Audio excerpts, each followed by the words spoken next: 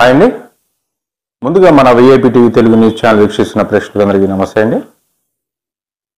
విజయసాయిరెడ్డి శాంతి అనే వీళ్ళిద్దరి వ్యవహారం ఎప్పటి నుంచి స్టార్ట్ అయిందో అప్పటి నుంచి శాంతి భర్త మదన్ మోహన్ అనే అతను ఢిల్లీ దాకా కూడా వెళ్ళి ప్రెస్ ముందు నాకు న్యాయం చేయండి అని చెప్పి అతను కోరటం జరిగింది.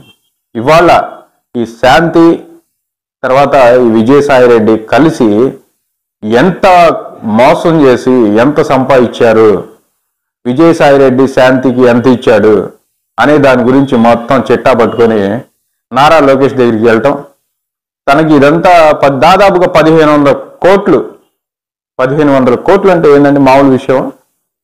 వీళ్ళు చేసిన దారుణాలు ఇవన్నీ చూపించి ఆయనకి తర్వాత తన ఫ్యామిలీ విషయం, తను ఎప్పటి నుంచో పోరాడుతున్న ఆ శాంతికి పుట్టిన పిల్లోడు తనకు చెందినవాడు కాదని, విజయసాయిరెడ్డికి పుట్టిన బిడ్డని, విజయసాయిరెడ్డికి DNA టెస్ట్ చేస్తే ఇవన్నీ బట్టబయలైపోతాయి అని తను కోరటం జరిగింది.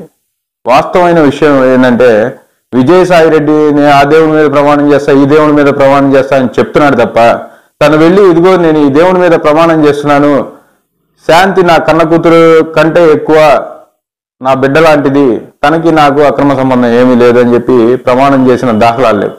చెప్తున్నాడు తప్ప నేను ఇది చేస్తా అని చెప్పి చెప్తున్నాడు తప్ప చేసినవి లేవు. అయితే ఇవాళ తను కోరటంలో తప్పు లేదు అనిపిస్తుంది.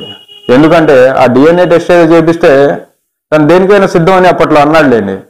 ఆ DNA టెస్ట్ చేపిస్తే తను ఫ్యామిలీతో హ్యాపీగా ఉంటాడు, ఒక ఫ్యామిలీ బాధ తీర్చి చక్కగా వాళ్ళు సుఖంగా ఉండటానికి విజయసాయిరెడ్డి తోడ్పడ్డాడనే దానికి నిదర్శనంగా ఉంటుంది. తప్పేముంది ఇందులో?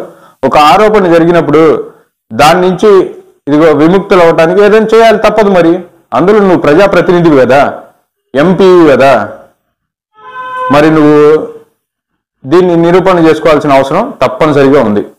ఈ DNA టెస్ట్ చేయించుకొని నీకు పుట్టిన బిడ్డ కాదని నువ్వు నిరూపించుకొని వాళ్ళ ఫ్యామిలీని చక్కగా కలిసి ఉండే ఎటువంటి ఆలోచనలు పెట్టుకోకుండా ప్రశాంతంగా జీవించండి అని చెప్పి వాళ్ళ ఫ్యామిలీని చక్కగా కలుపు.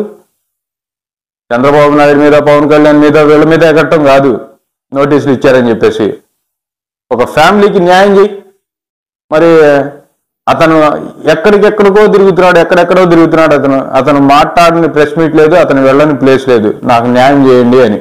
ఇవాళ నారా లోకేష్ దాకా వెళ్ళింది. నారా లోకేష్ దీన్ని న్యాయం చేసే దారిలోకి తీసుకెళ్తారని అనుకుంటున్నాను నేను.